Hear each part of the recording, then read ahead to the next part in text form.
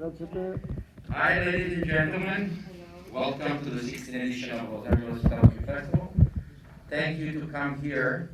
I'm Luca. I'm in charge this year of the organization of Los Angeles Film Festival. And thank you, Pascal, to be always nice with all of us and to give this opportunity to show amazing piece of art for the sharing of the beauty. This movie is amazing. You like this movie, right? Amazing movie. We show the best guys and welcome. Yeah, I sorry, I don't speak Arab. So, um, Yaya Mahania, right? Quasi. Welcome and welcome to Keote Bernania. Help me out with names. In Arabic, it's counter benhania, but in English you can say counter benhania, I guess. All right, welcome.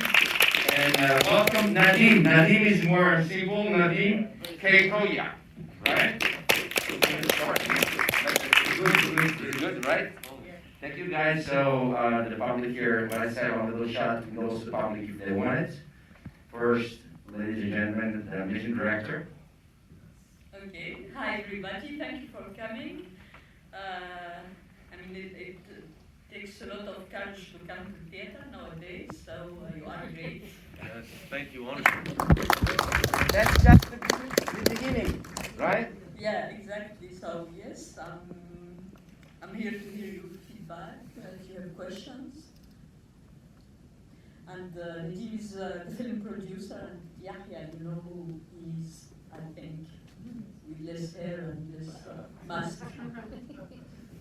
Yes, I have a question. Beautiful movie. Can you talk more about the visuals? How you got inspired in the visual effects and the contracts between Homeland and the museums in Europe, and how you managed to juxtapose all those beautiful images that we enjoy. Thank you. Thank you. So you want to know about the references? The visuals, Yeah. The visuals you said? Yes. Yeah. Since it's a movie about art, I wanted to, it's about a Baji exhibited. So I had a lot of references from painting, medieval and Renaissance painting to see how the masculine body was shown and exhibited. So that's why you have this way of style of filming. I wanted also to make it as a modern tale, not a very realistic documentary style movie about refugee, but like a modern Faustian bargain. So that's why you have this like dreamy style in the movie. There are other questions? Up there, I see you. Yeah. Were you worried that, because I saw humor in the movie, were you worried that people might not be able to see the humor because of some of the controversial issues that it touches on? When you do a movie, you are always worried, You have attention, and the main question obsessing any filmmaker, will audience understand my intention really, So this is a main obsession, So, but since I think I like paradox, and I think that paradox can generate this kind of black humor that I love. So that's why I wanted, this tone of comico, tragico things, because it's, when you put two different things together, you have always a kind of paradox and a kind of humor maybe you are mentioning some controversial things, but I think that the movies that are not controversial are politically correct, and I hate being politically correct. So I love controversial. So that's why also. Other question? I really appreciate the ethical message of the movie about the mercification of human being and making human life as an object, which is probably the underlying theme of the whole movie. So my question is, don't you think that the end, or were you tempted to have an end where you actually die and he was completely dead, like not coming back? So I can see that that solution was to make the movie more appealing to a larger audience that want a happy ending, but I want to know what's your point on that, what was your feeling on that? I thought a lot about the ending because you know what from the first scene you see his cane hanging in the wall, so we think automatically about a tragic ending. And when we talk about art and tattoo, all this is linked to death. So it's you have this idea along during all the movie. It's not that I wanted to do a happy ending, but I wanted that my protagonists don't stuck in the victim image that is, you know, like stamped for all the refugee, all the immigrant. I wanted him, you know, to learn something and to be, at the end, at least equal to the artist, you know. In the beginning of the movie, he's the object of the artist. He's the canvas of this artist. And I was telling myself, this guy who appeared in the beginning very impulsive, taking, you know, decision because he's in love, he's in passion. He's not used to this cold, very strategic world, and he had to learn something, you know, to how to say, to free himself at the end, because he don't have the same value, and the underlying theme of the movie is about freedom, because he's not free, you know, from the beginning. He's under dictatorship, and then when he wants to go to the free world, he's not, you know, welcome as a refugee, so he finds this way, you know, to enter in it. So it's a struggle to be free, and even the artist is saying, you know, at the end that nobody is quite free, so it's also a movie about freedom. Is Roberto Ferri also your choice? To use Is? the painting of Roberto Ferri was your choice? What? The painting of Using the painting of Roberto Ferri was Ah, you recognize Yeah, I know Roberto it. Ferri Yeah. painting. Yeah, it was my choice. I mean, I was, you know, I saw his painting somewhere on internet, and I thought he's from one of the old masters, you know. So I was looking, you know, because he had something about the masculine body in his painting that is quite, you know, strong for the movie, and the movie is about Sam's body.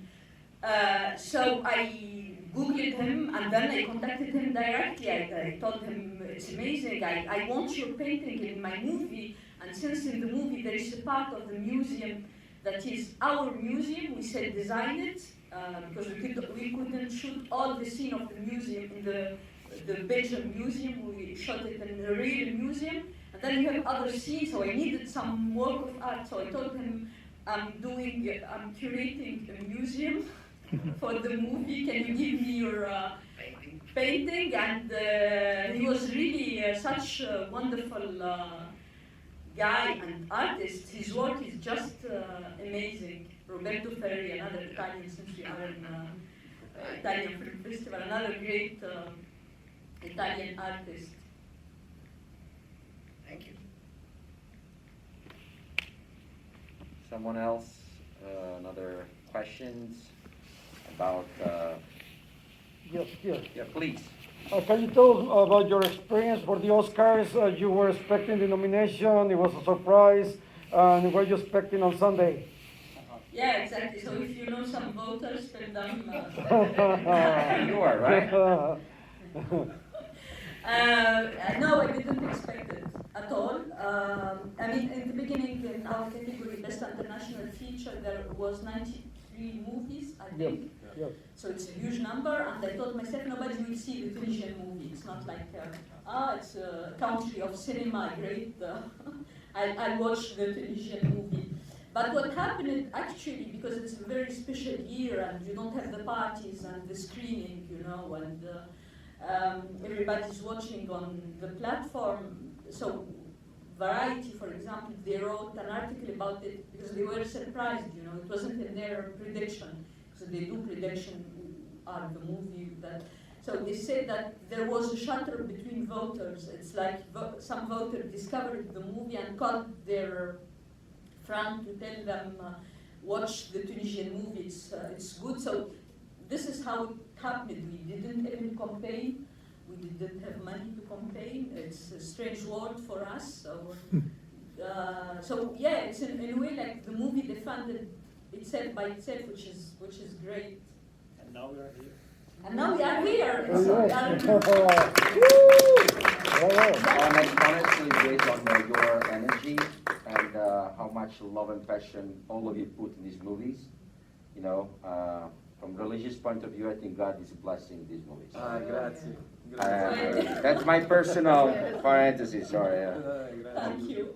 Thank you. So we have all our support. I Thank hope you. to join you guys in the celebration for the Oscar. I hope that you guys are going to Get it win to this come Oscar. back here with the statue. We'll be waiting. Pascal loves these movies, loves you guys. So I really welcome to join us also to Ischia Global Film Festival in summer, and also Capri Hollywood in December, as we do three major festivals globally. So thank you to come here. Luca, Thank you. Can we ask a question can I ask a question to the Yeah, audience? we have so much time till Sunday. We can stay here. So. What did you think of your icon, Monica Bellucci?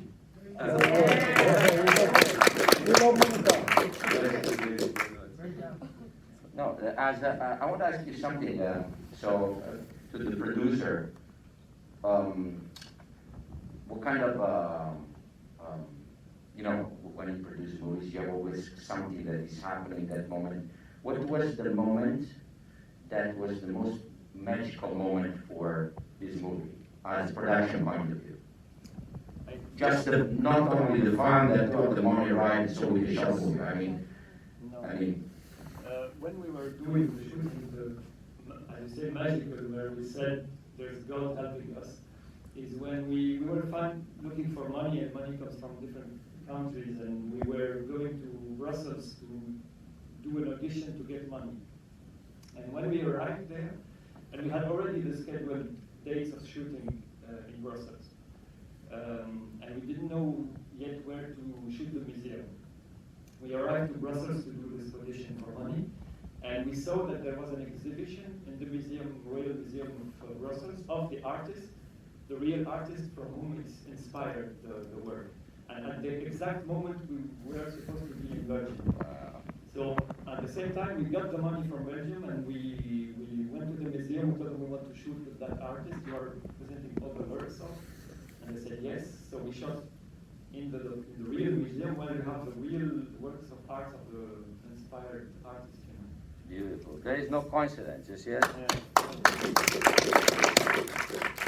Which started to include also the tattoo pigs. Because there's a lot of tattoo in the back of a man, also tattooed, pigs. And that was it came before tattooing Tinstein. And so all these works, exactly, it's in the film, so a lot of the works. Is in the film. I mean, the artist, exactly. Yeah, the real artist was the Belgian guy in Delois, who the man and pigs and other works, appears in the film, and he plays a little cameo. He's the insurance man, the guy who says the cancer is fine, but this is the real artist. Oh wow, that's very beautiful.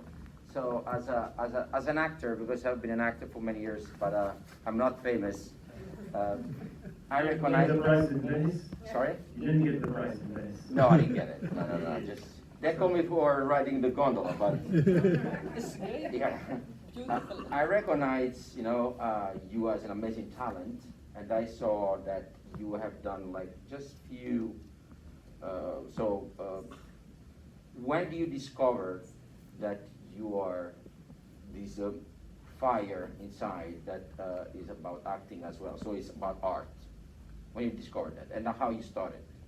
When I discovered that you have this fire inside of about acting, That I like acting a lot. and how you start? When do you start?